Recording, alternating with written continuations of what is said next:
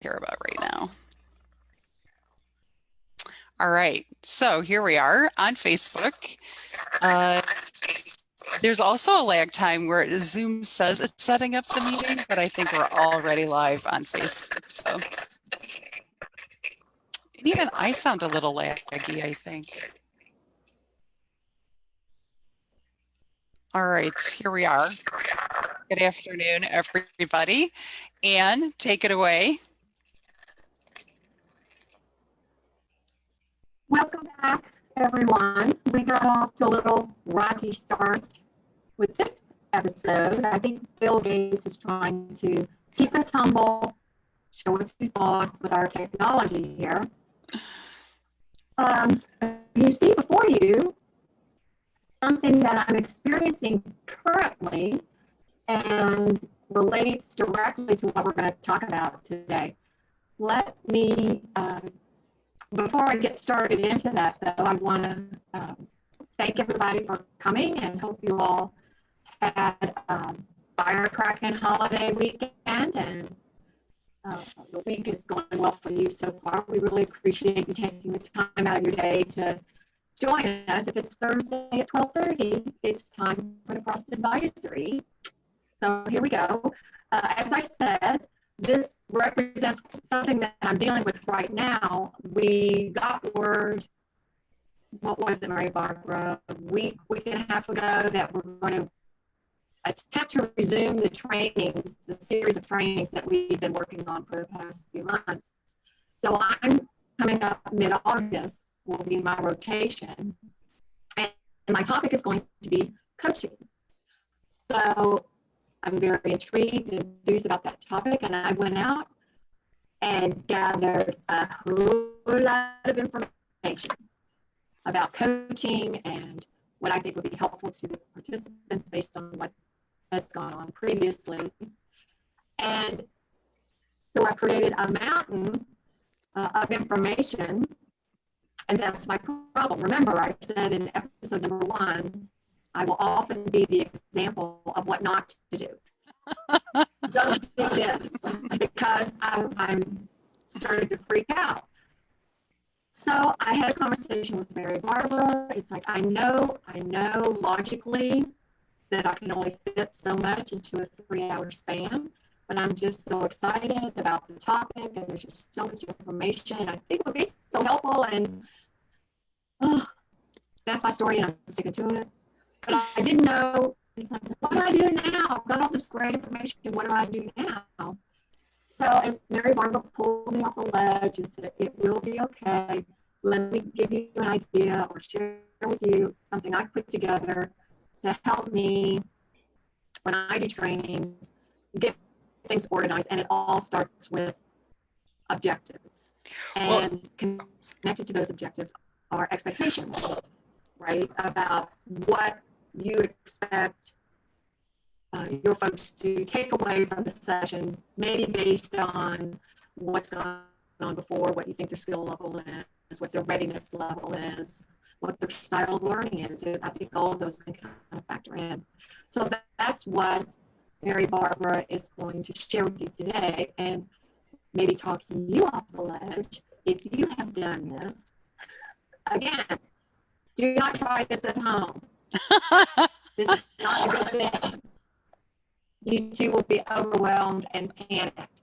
So I'm going to stop talking and let Mary Barbara share with you her model. Very good. For organizing and figuring out where to start. Well, thank you very much, Anne. And let me move over to sharing the screen and finding. Oh, I thought I had Dropbox open, and I did. I just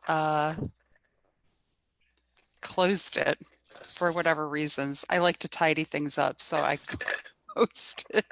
Oh, why not, right? Open in PowerPoint for the web.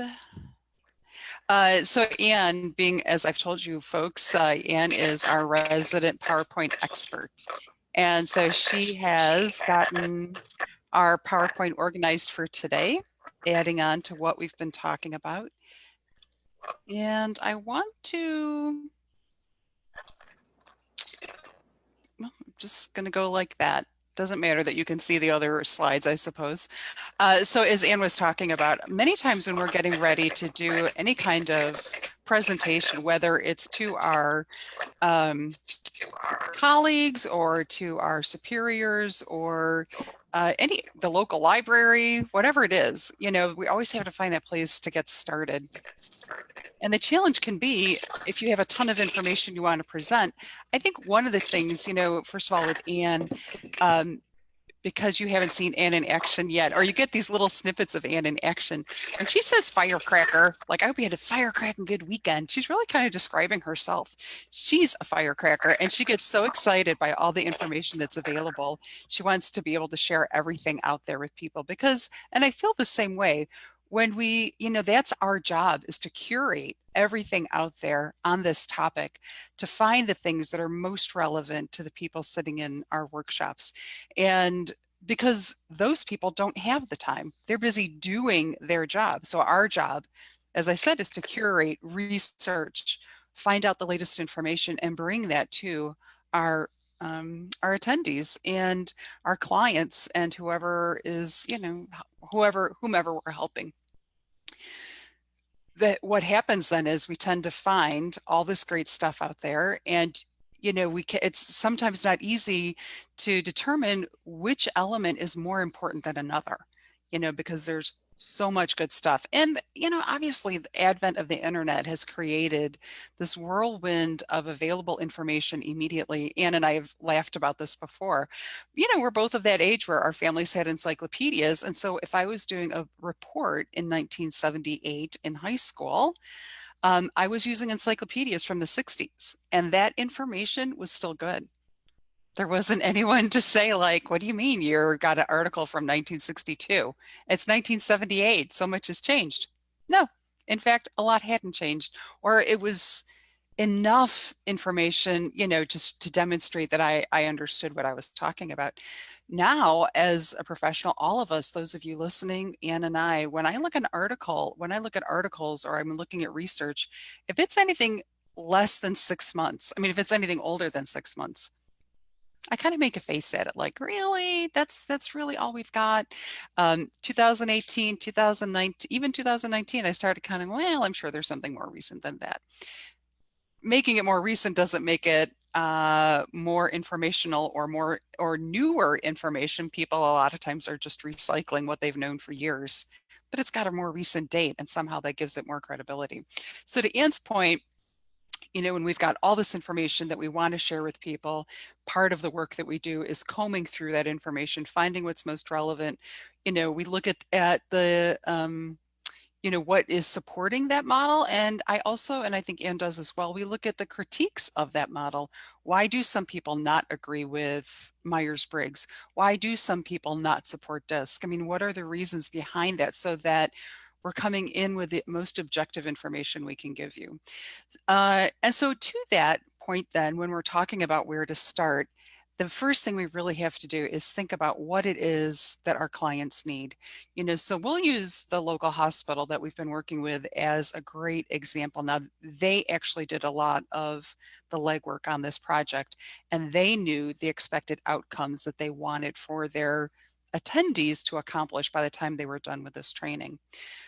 What does that mean for us? So let me show you this chart down here that I've created. And I'll tell you more about where you can actually get a hold of this at the end of our time together. But I took other people's research and put it together to create this chart here. So the first thing is down the left side, you'll see that there's knowledge levels. And this is from research by an adult educator named Christine Smith. And Christine, I think it's just Christine Smith. And I heard her speak several years ago, many, as it turns out now, I realize probably at least 15 years ago, 14 years ago. This was the information she had put together. And she said, level one is to know about something. And if you look at the delivery system, this is how you can deliver that information. And that's the middle, the kind of third column over their delivery system. She said, so if you want people to know about something, here's the best way to help them get that information. Websites, listservs, who even goes to listservs anymore? But we did back then, newsletters, announcements, most likely emails. The second level is to know that. I know that this is, this means that, or what have you. So how do you get that level of knowledge? By attending one-shot workshops, conference sessions. So in other words, a brief 45-minute, 60-minute workshop, maybe a 2 or 3 hour workshop. You're going to learn more about this topic. I know that about this. The next one down, as you can see, is to know how to do something. And that's huge. That's really a giant leap from know that to know how something works, to know how to do that thing. And that requires, as you see in that delivery system, the much longer exposure to that information. And I think Anne's been having some technical difficulties. She's checked out and coming back in. So anyway, so this long-term multi-session, the activities, the follow-up, that's what we're doing with our local hospital. We're engaged in these long-term multi-sessions. And so as we write the objectives, we're thinking about what we can accomplish over the long term.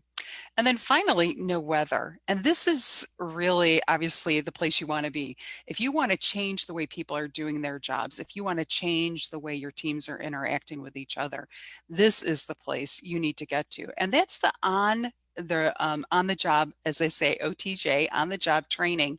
So that would be job embedded learning activities, communities of practice within your company or your organization, wherever you are. So what we have to think about then is, what is the purpose of the knowledge that you're giving people? And that's that first column. And again, I'm just coming back to that, the ever-present email.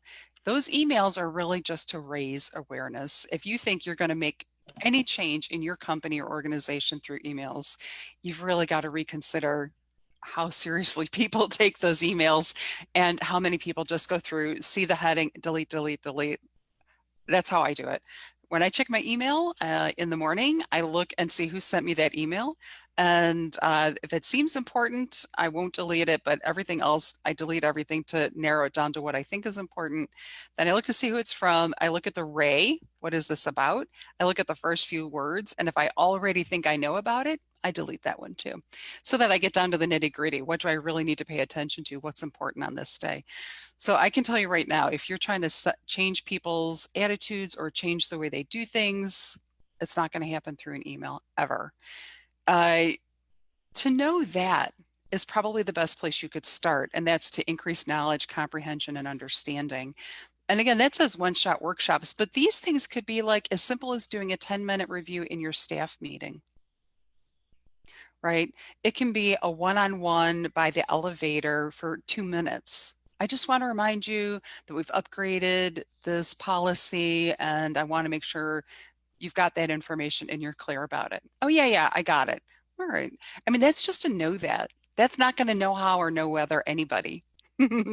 So to adjust your practice, to apply information, analyze, evaluate, again, under purpose of knowledge, that takes us to that know-how. And then you can just see under know whether, and if you're a trainer for your company, you're working at all of these levels at any given moment. All of us are, any kind of leadership role, you're working at all four of these levels. So when we write the objective, we're really using words that you find in that fourth column. The learner will be able to, and these are words, these are very basic words. There's lots of ways to describe that, but these are words that I would use in my objective. So for example, I might say, I usually use the know about level, to tell you the truth. Even when we're having all day conference sessions, I use just that basic level, because a lot of times it is new information, and that people, I'm sure you've heard this at least 7 times, people need to hear things at least 7 times to get into that memory bank. And how people, I mean, we haven't even begun to talk about this, but there's short-term memory, long-term memory. So knowing that if you're just introducing a model or a theory or a new way of doing things, even if you're doing, job embedded activities, that's over the long haul. You're always starting out at know about something, that introductory level.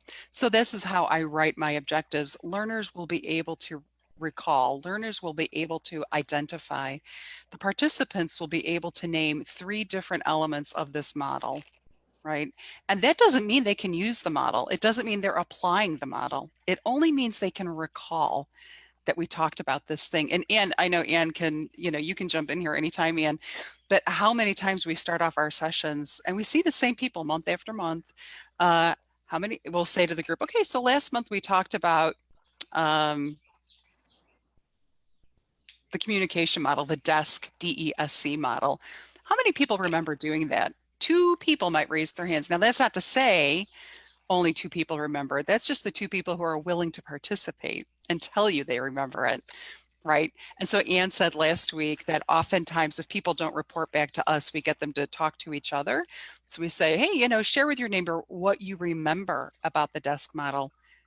That's part of that activating the memory, right? Getting those little brain cells churning. But at this point, you're only asking them to recall. And that's really, so that's what this know about chart does. It defines what you want to have happen by the end of whatever type of training or workshop or knowledge sharing that you're doing. And remembering, email is the worst offender out of all these things. Nothing is going to really change through email. Really, truly, especially if you're trying to talk to 20 or 30 people at once, your whole staff. I just want to remind everybody the policy went into place. Doesn't matter. 2 weeks later, you'll ask them. They'll be like, I never got that email. Of course they did. That didn't mean anything. So Anne, I'll turn it. I know that you were coming and going, dealing with your own tech issues over there, Anne, but I feel like I've done at least the introduction to this chart. I can tell people, so where is this chart? It's actually at our website, Learn, Grow, Succeed Training and Coaching. And you'll know we have this kind of abbreviated website, LGST and ANDC.com, Learn, Grow, Succeed trainingandcoaching.com under our resources. So feel free to hop over there, take a picture of it, use it, ask us questions about it. There is a little audio introduction that goes with it where I explain it again, but Anne and I are happy to talk with anybody that's interested in getting more information. This is a great train the trainer tool that we've got here. And so it's something that I think bears repeating and using for yourself as one of your own resources when you're thinking about where to begin. Anne, what would you like to say, if anything? Just had a thought slash question. When you look at the know about, know that, and know how in particular, given where we are using the group we're currently training, would it be a good thing? I mean, because I'm not sure where they would be at these levels.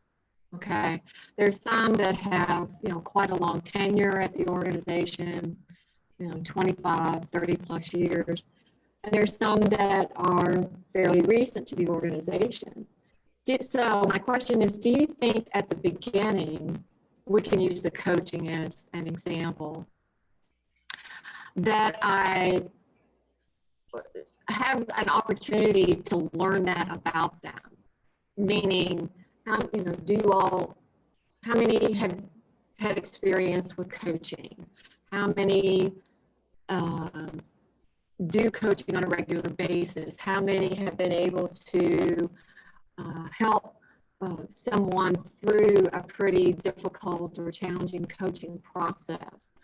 So asking those questions or some type of ice-breaking activity at the beginning to get the feedback I need about where folks are on this chart, because that's going to help me adjust along the way, or at the very least, make sure that I include all of these levels of what they know about the subject. Yeah, I think what you're speaking about is something that I would refer to as a multi-level classroom, meaning there's multi-levels of people. Some people who are brand new to coaching, some people who have some experience with coaching but are looking for more, people who have been coaching for years. And again, in some of these situations that Anne and I find ourselves, it is a multi-level room. We've got people relatively new to leadership. We've got people in there that have been in leadership positions for 20 years. Um, and wanting to, and we'll talk more, we can make a whole session on multi-level classrooms. But to your point, Anne, I think asking people to rate themselves or share where they might be, or even do a self-reflection on paper, where do I rate myself? Where would I like to get to? What do I see myself as needing to do in order to get there? The one thing I would say sometimes is there's always going to be people who underestimate their skill and people who overestimate their skill. So, you can take it from it's a personal assessment. I think I'm a great coach. That doesn't actually mean that they are or that they have any sense of what they're doing. But this is where, people who rate themselves highly, we can use them as a subject matter expert, giving them opportunity to share their expertise or what they would do in a particular situation. And that's part of addressing that multi-level classroom. Anybody who's ever been a trainer or ever had to explain anything to another human often will find people who are like, yeah, I know. Yeah, I already know that. I've known that for a long time. People get a little defensive. And so rather than keep knocking on that door, trying to get them to open up and be, you know, curious, one way to open the door is to just ask them then, that is so great that you already have experience with this. What would you share with us in this particular moment? If we have this situation, what would be your advice or what would you do? And that is a great way to open the door to people who think they are at level 4, but might really be at level 2. But to get them open to sharing and being open to hearing what other people have to say. So yeah, I think anytime you do a self-assessment like that, where you ask people to share their level or give examples. And again, if they don't want to do it to you personally, they can do it with each other in small groups, and then knowing where your experts are, especially if you've got people that have been in HR for a long, long time. Those people are often great to have not talking, although they might find comfort in talking to each other because they're like, oh, thank God, someone who understands me. But they would also be useful out in the groups with people who have less experience, I think. What do you think, Anne?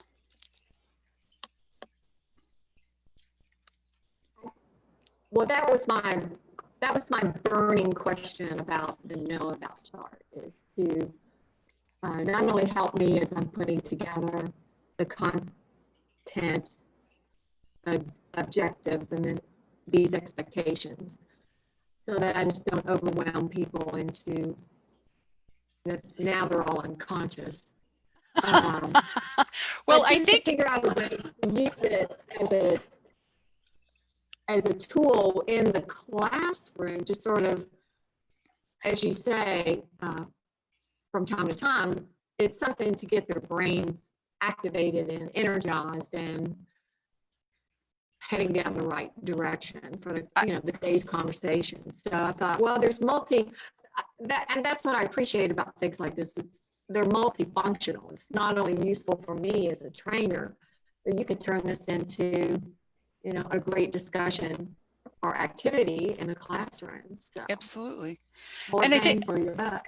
I'm just pulling up this objective slide. So whenever Ann and I create these PowerPoints, we always have some sort of slide that talks about objectives. Now this is one we did for workplace harassment. And so knowing that the question is, what is it? It meaning workplace harassment. What can we do about it? What are some resources? What's our plan?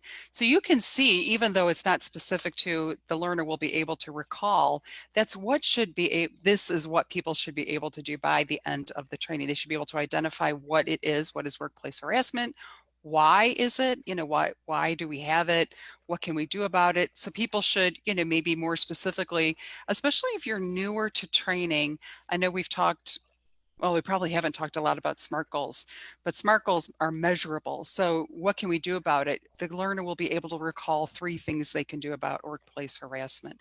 So Ann and I already have these things built in. We already know what that's going to look like for us by the end of the training. We know that we've got 3 new tools or however many tools we've put into here, or we're introducing a new model. And by the end of the time, our attendees will have worked with the model enough so that they're able to recall or use at least one element of that model. That's what we've built in. But if you're a newer trainer, even if you don't say it explicitly on a slide like this, it should be somewhere in your notes what people are going to be able to do by the end. And we've talked, Ann and I off camera, I guess you would say. The rule of thumb is typically one objective per hour. But I would say if you're having a full day of training, so if you're only doing 1 hour, a 1 hour training, there should be one objective. And it can't be a multi-part objective. It can only be one. 2 hour training, 2 objectives, 3 hours, 3 objectives. So if you're doing the brown bag lunch thing, have one very important point that you want people to get across. Introduce it, give them the information behind it, tell them how they'll be using it, give them a chance to practice. That's going to take up your whole time. And we'll get more into that as our sessions go on here. But anyway, I just wanted to show one of Ann's slides that clearly says these are the objectives. This is what you'll be able to do at the end of this. And for all of our adult learners, one of the key elements of working with adults is they want to know what's in it for them. We are using valuable time. When we do these leadership classes and we have 15 or 20 people in the room, and you imagine what they're getting paid per hour to sit in that classroom, which means for a whole day that we've got them, how much money is being spent by having them sit in front of us. It's got to be worth it. If they sense that this is something they don't care about, it's not important to them, they're going to they're just going to check out and be annoyed. And then we'll get those kind of results like Ann and I talked about last week when people are giving feedback and they don't like it and we don't like it. Anyway, so that's the know about chart. That's the answer. That's the cool advice to our hot topic today. How do you like that, Ann? I worked that in. Our hot topic, where do I start? Our cool advice, use our cool handy dandy chart that we've got, the know about chart. Make sure to write objectives for yourselves. Your training can't begin to form until you know what the objectives are for your group. Ann, anything else? What else? Not on this subject. I was going to invite folks to visit the Frost Advisory on Facebook. Mary Barber's put together a schedule for our next 6 sessions or so. So if you want to visit us on Facebook, you can find out some more information. You can RSVP. You can forward it to your Facebook family and friends so they can join in all this fun. And also, while you're there, if you want to leave a comment, an idea, suggestion about not only topics, but what we could do to improve our live broadcast, that would be most welcome. And ask a question about what we've talked about already or something that's a burning issue for you, and we'll take a look at that and try to incorporate that into the conversation. So just to give you a heads up of what is planned for the future, our next session is going to be on July the 16th, and we're going to start talking about the actual presentation and delivery. We figured that that's going to take about 3 sessions to really give you some meat on that bone, if you will. After that, we'll talk about icebreakers and activities that will complement your presentation and support your delivery. And with those 2 things in mind, after we've had some discussion around that, that's when we'll have a conversation about logistics. If you're doing a PowerPoint, there's equipment that you need. You need to have a room arranged a certain way. If you're not, you're going to do a PowerPoint, a low tech, no tech way to deliver the information. There's some things you need to have in the room as well. So we thought, knowing what your presentation is and how you're going to deliver, what your activities and icebreakers certainly factor into the logistics of a successful presentation. And then the last one on our list in this particular series, we're going to revisit that conversation about feedback and evaluation. So that kind of gives you a preview of coming events, and you can find out, as I said, more about these on our Facebook page, the Frost Advisory. I do also want to give a shout out to our person behind the scenes. Kay Jung has been helping Ann and I with our page, our Facebook page. And as Ann mentioned, the likes, liking our page, following our page gives us a little bit more advertising out there in the world. Please tell your friends about what we're doing. Ask us questions. We are available. And I do want to give a shout out because Kay did talk, gave us a comment there about how to get started when you're doing presentations.